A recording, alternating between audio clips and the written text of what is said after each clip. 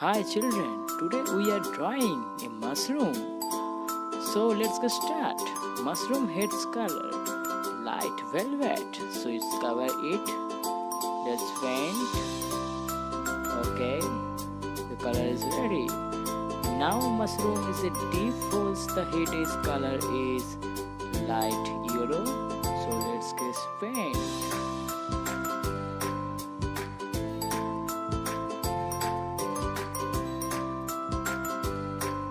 Okay, the last one. Okay, nice. Now mushroom stem color is light white strings gray. So let's get paint.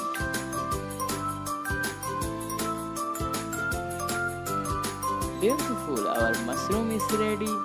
Now is watercolor is our drop is colors light using sky's color.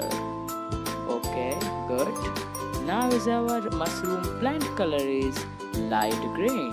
So it's cover it paint. Okay. Now is a ground color is a deep brown. So let's get paint.